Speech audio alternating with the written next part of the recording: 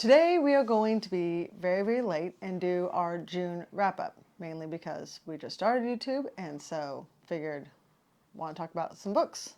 So July's not over yet. We're going to do June.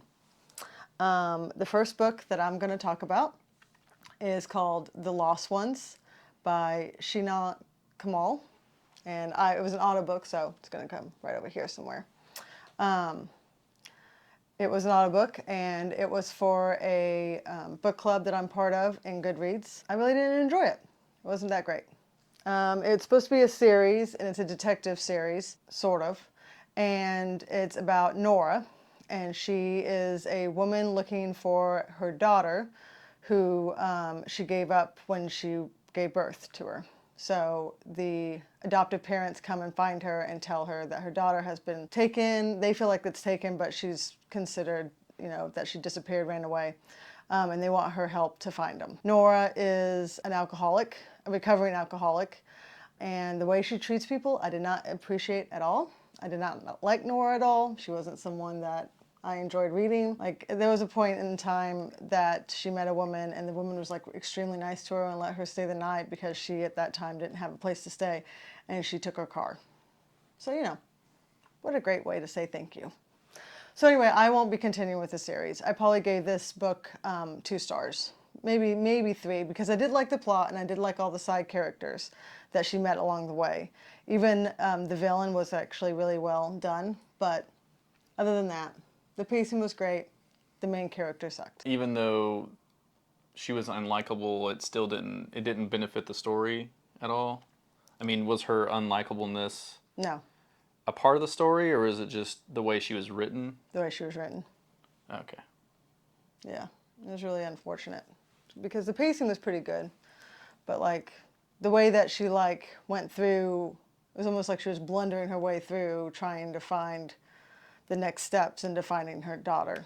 Like, she just happened to come across stuff and just happened to be where she needed to be for. Oh, like Rise of Skywalker, Yeah. where they just happened to find. She just happened to find the dagger after killing the worm or stabbing the worm or whatever in the worm's lair, and then she just happened to have healing powers to heal the worm. She just happened to be standing in the right part of the planet or moon, I forget, in the right angle at the right time of day to hold up the dagger and see the shape of the landscape and all that. Yeah, that something kind of like thing. that, yeah. Oh, that's terrible. So, Terrible, right? and then she's also, not nice to anybody that she comes across. Even the people that she likes, she's not really nice to either. So, the only person she's nice to is a dog, which is her dog. That's the only, mammal that she's nice to. So what was the first book you read? I don't know. I don't remember the first book I read, but I know the books I read in June. The easiest read, the more, it's a 40K book. It's Brothers of the Snake by Dan Abnett. It's an old book. He wrote it probably, I think, 12 years ago. It's grimdark, far future, action. He's really good at tying the plot together towards the end of the book and making references back to things that happened and tying up subplots and stuff like that. So it's not his best work by any means, but it's an easy action, space opera, sci-fi fantasy read. So I'd give it like 3.5 out of 5 stars. I don't have a Goodreads. She says I need to get one, so I guess I'll create an account. I don't know. It's not his best work, but it's a fun read. It's a really quick read. It's about Space Marines, the Iron Snakes chapter. If anybody's Warhammer fans out there, they may know who that is or what that is. Well, Dan Abnett's like one of your favorite authors, so I'm kind of surprised that you only got a 3.5 star. But you said it's quick, it's fast paced. Yeah. I mean, I enjoyed it. It's just like for me, like a 4-star book is a great book, and a 5-star book is a rarity for me, in my opinion. So 5 stars are like gold for you then. yes, exactly. That's what I mean. 5 stars, you should have high expectations of a book. The next couple of books that I read in June were a part of a series. It's by Sheena McGuire. So there's Every Heart a Doorway is the first one of the series, and then Down Among the Sticks and Bones is the second one. Both these are really like novellas, more so than anything else, so they're really, really obviously fast reads. It won't take very long. I think each one of them took like a day for me to read. There is a Wayward Children's series, is what it's called.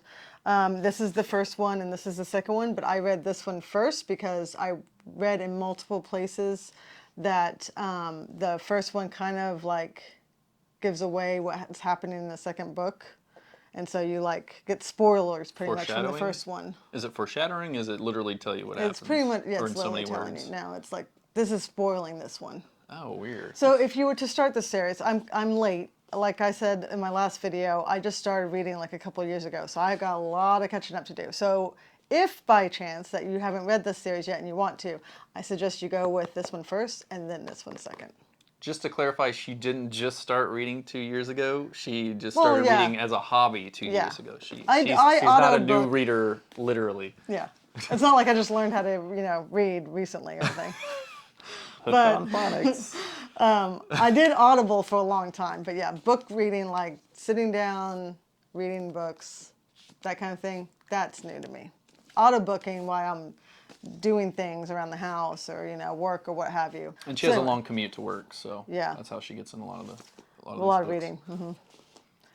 And like you said before, I listen to audiobooks pretty quickly. So I gave this one 4 stars. The first one that I read, second one in the series. Well, the whole series is about characters who like went through portals, like for instance, Narnia, Alice in Wonderland. And so it's about them coming back from the portal and like trying to like live a life. Because I mean, how do you like grow up in a completely different world, like where there's magic or chaos or what have you, and come back to a normal world and be the same age you were when you went into it in the first place?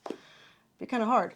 So for this one, it's like all those characters, I'm assuming, I haven't gone through the rest of the series yet, but it's all those characters in this boarding school.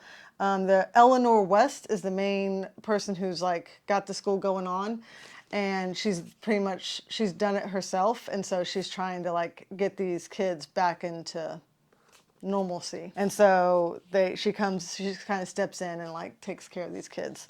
And then this one is about 2 of the kids that are in here, and their names are Jack and Jill, and they went through a chest that was like a really long stairway, and it gave them a whole new world. I enjoyed this immensely. I gave this a 4 star. I gave this a 3, maybe 3.5 star, only because it's a setup book. It sets you up to know what's going on in the series. And so I can see why it's not going to be a very high rating for me, because it's not going to go really deep into storytelling. And the story that it does have in it, which I can't really tell about much because it's a spoiler. The story that it does talk about in it, it's kind of like almost like a whodunit kind of thing. By the time it really gets deep into that, it ends. So I kind of felt like that wasn't really even needed.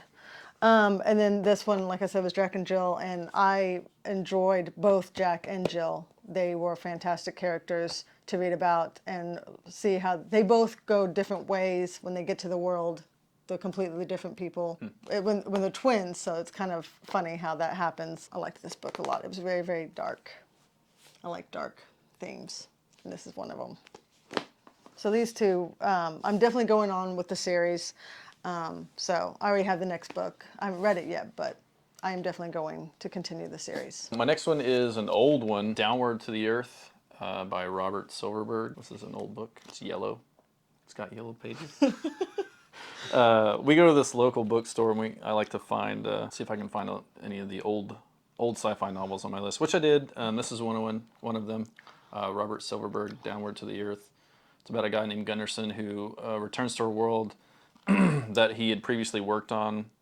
A bit of like Heart of Darkness, if you read that, by Joseph Conrad. He's on a quest. I would say he's seeking redemption in a way, but I don't want to give anything away because it's a really good book. So if I had a Goodreads account, which I'm going to make, I would say it's easy 4.5 stars, if not 5 stars. It's a very good book. It's short. It's very concisely written, has great description. The characters are all interesting and unique. It's just very well written. So I definitely recommend it if you like science fiction. It even has some fantasy elements to it. Dialogue's great. The subplots are wrapped up neatly. Very good book. So highly recommend Downward to the Earth. Well, the next 2 books that I'm going to talk about, I read again in a book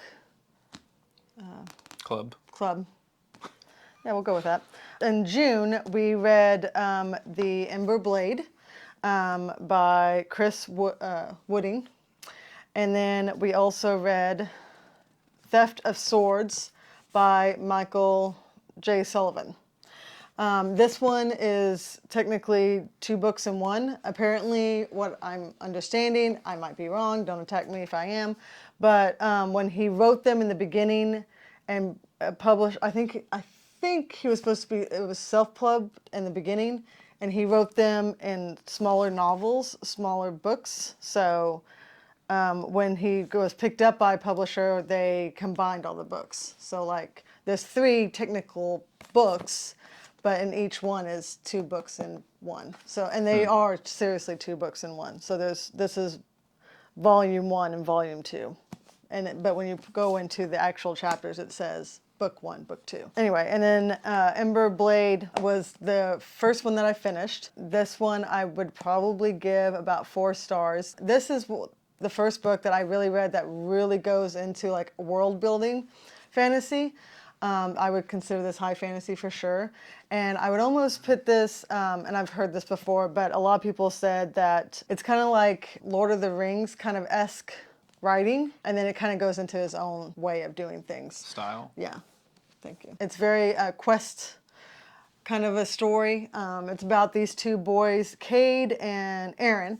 And Aaron and Cade end up getting in a lot of trouble. They need a lot of help.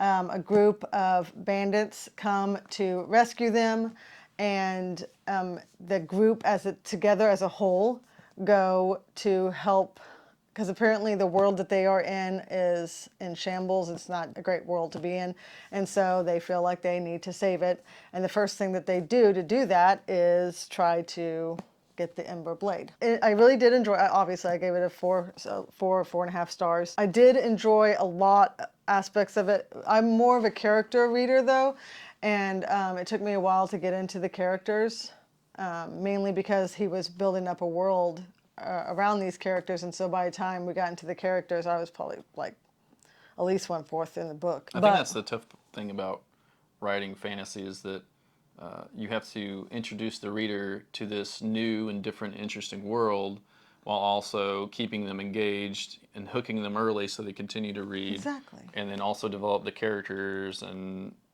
try not to go overboard with the detail of the world. So I think that's probably a pretty tough thing to do for a lot of fantasy writers. Which is probably why a lot of fantasy is so thick in books-wise.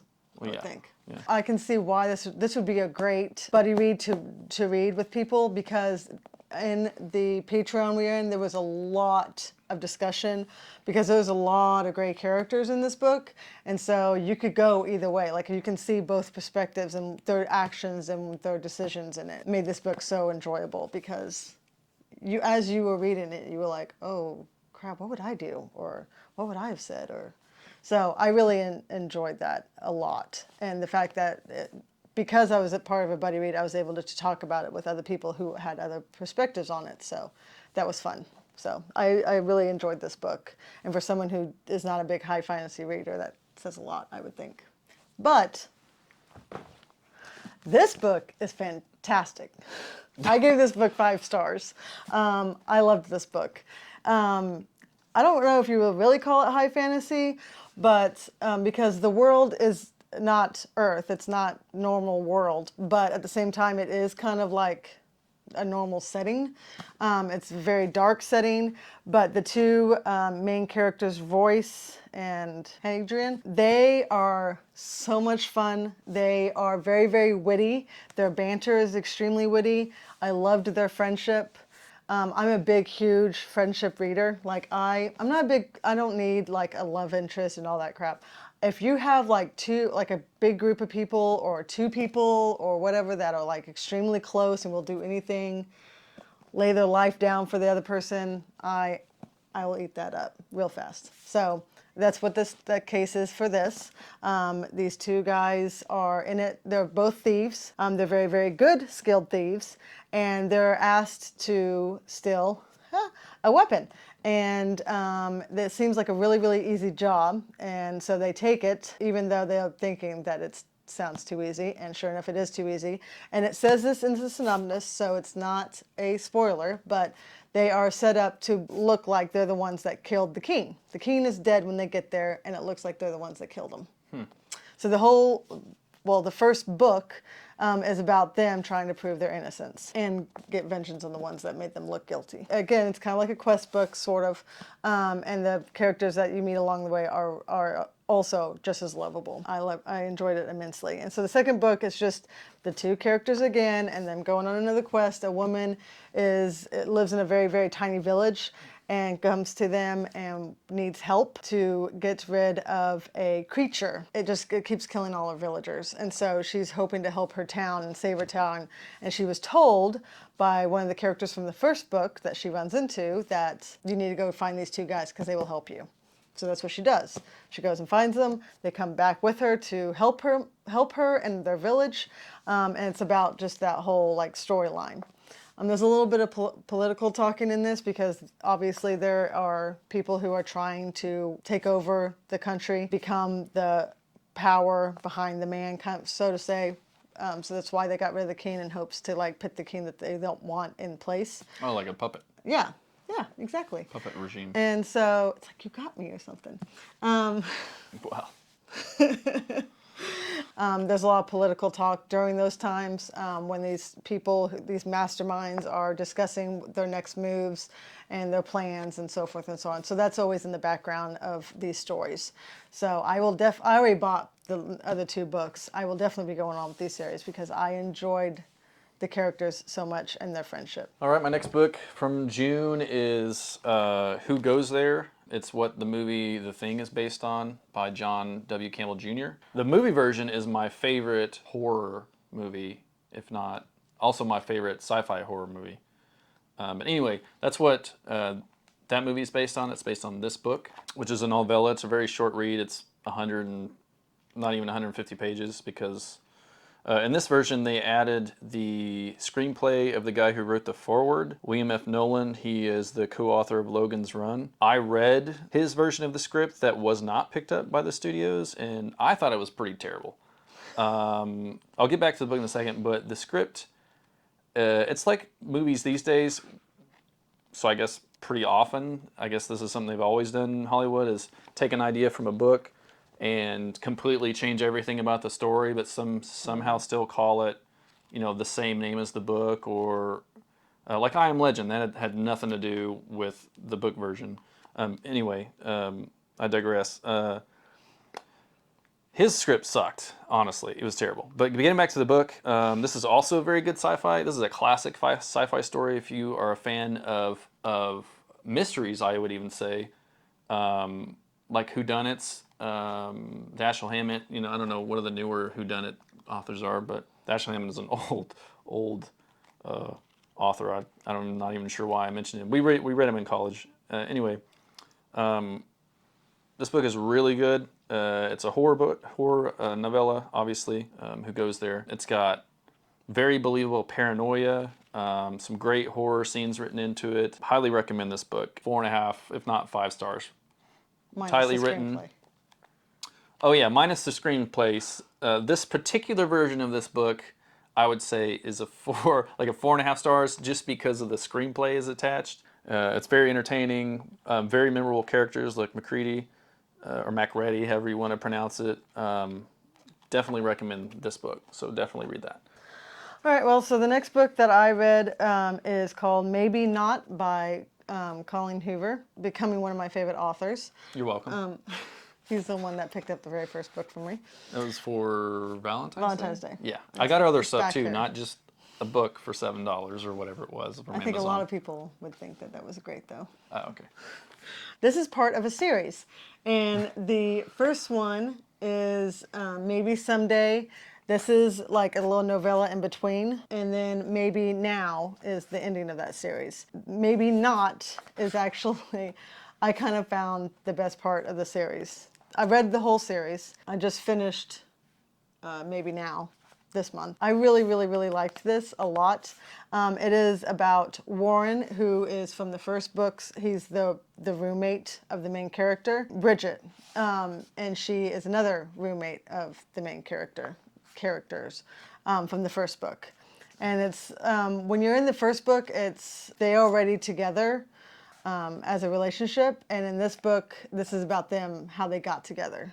Because apparently they got together like literally like right before the first story actually starts. It's very hot and heavy. So just know that going in, that's... What do you mean hot and heavy? Well, like when I read Maybe Someday, it was kind of like a little steamy, just a little, but nothing like extreme. Like a sauna? Yeah, sure, we'll go with the sauna. This one, like a dry sauna. And this one is like one of those wet saunas that like you can't see a dang thing because it was that hot. Like there's a lot of risque scenes in this book, especially compared to the other two, because the next one after that, I assumed that she was going just to go more into that in the very last book, and the next one I felt was almost like a Disney movie. Like there was nothing in the last book, which I'll talk about, I guess, in July's wrap up. But this one in the middle, just know that it's pretty steamy. There's a lot of sex scenes in it, so just know that going in. And it being a very, very small book, it's kind of surprising. My next book is one you may have heard of as the movie version. Of course, it's the movie cover version of the book, which she doesn't like at all. I generally don't either, but I do like Ryan Gosling as an actor. And without all the text, I think this would make for a cool poster. The movie version was very stylistic. I think it was directed by Nicholas Winding Refn. I think that's his name. I may be wrong. I may be totally off. But the movie version is cool. It does have a lot of scenes taken basically off the page from the book. It starts in a different chronological order to the book, but it definitely has direct scenes from the book in the movie, and I thought that was pretty cool. Not exactly the same, but very similar in some ways. I definitely recommend this book too. I've read some good books lately. It's like a contemporary noir with some scenes of heavy violence, I would say. Not, well, I guess graphic, but I don't want to spoil the thing. If you've seen the movie, you know what I'm talking about. It's got action. It's a very straightforward read, much more so than the previous books I talked about, except for probably Brothers of the Snake. But it's very entertaining. I thought you could probably read this. It's also a short book. It's, 160 pages. More character story than plot. It actually just follows what he does and stuff like that. But it also has some flashbacks and things like that. But pretty good. I'd say it's, I'd give it probably 3.5, maybe 4 stars. It's got a lot of style, the way it's written. But it's some people would criticize it maybe as pedestrian, like Hemingway, because he didn't use big words or flowery language or write poetically, but I like that a lot for stories like this. It's very effective.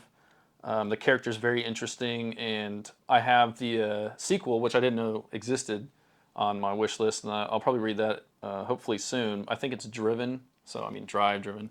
But very good. Also, regarding the book, he is, as far as the character goes, he is a Hollywood stuntman.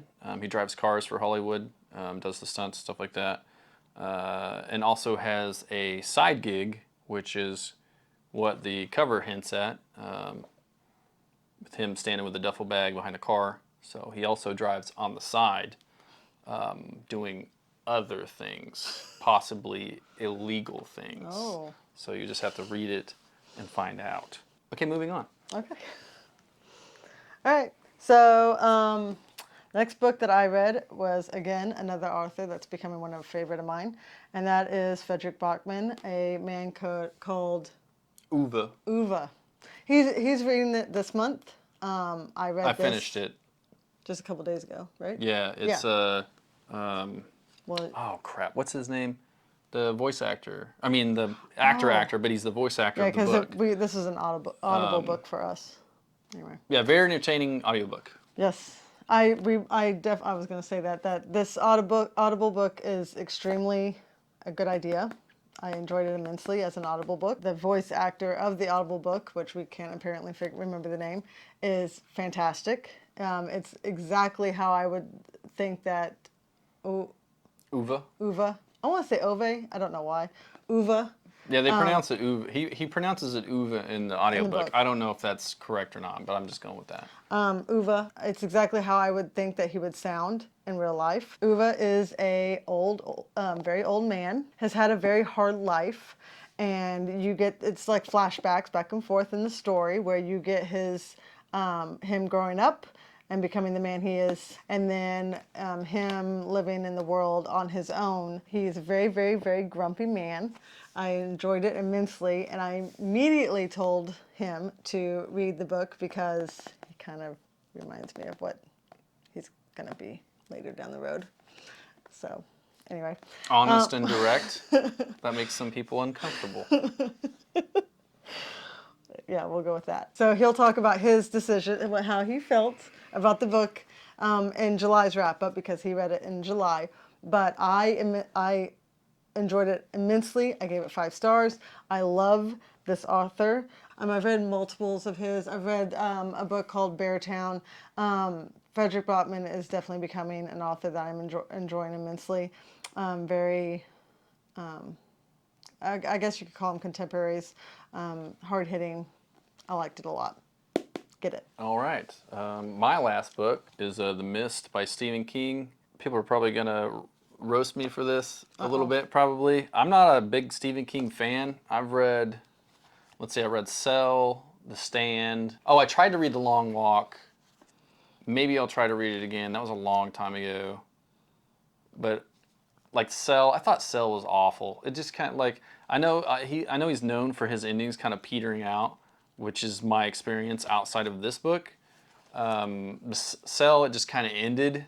You're just like, oh, okay. And then The Stand, I read the unabridged version of The Stand. I felt like the middle third or the third quarter of the book was just too long. It just kind of meandered and went nowhere and nothing was really happening. I mean, people were doing things like in the town and some other characters were doing things outside of town, but it really didn't lead to much, didn't really lend anything to the overall story. So, and then the ending was kind of like, it was all right. You're talking about The Stand, right? Yeah. But this book, The Mist, another short book, a novella, basically. I mean, it's like 160 pages or so, over 160 pages. Lots of interesting dialogue. The story, like several of the others that I mentioned this go-round for June, concisely written, interesting characters, subplots are wrapped up neatly. I like the ending on this one. I'm not going to say anything about the ending. There is a movie version of The Mist, and it also, like Drive, borrows some scenes and things directly from the book. The ending is not one of those things, so if you see the movie and you're like, oh my God, read the book too, because it's short, first of all, it's really good. Definitely recommend it. Shockingly, even though it's Stephen King, I really like this book. I read it pretty quickly. So which ending did you like better, the movie or the book's version? The book.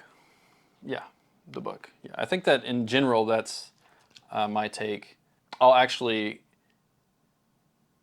change sides on that the next time we talk about books, which is for July. Yeah. For one of the other books I've already finished for this month, which I also really liked, but I didn't like the ending. But I'll talk about that book in the July wrap-up video. So definitely read The Mist. Awesome little book. But that is all my books. Well, I only have one more book. 5, so. But I'm going to gush the crap out of this one. The House in the Cerulean Sea by T.J. Klune. This is like a warm hug. It's fantastic. I love this book a lot. I actually didn't even want him to read it because he tends to be very harsh with books, I feel like. And critical? Yes. And I have high standards. Thank you very much. This is a very well-loved book, just want to say. Okay. But just because something is popular doesn't mean it's good. No, I feel like that's a famous quote from somebody. I could be stealing that. I'm not sure. Okay, sorry. Well. I'm not stepping on your toes here. Go ahead. Anyway, it's about Linus Baker, and he is a guy who works as, like, I would call him like a little checker guy. He goes to these orphanages. They're called Department in Charge of Magical Youth is the company that he works for.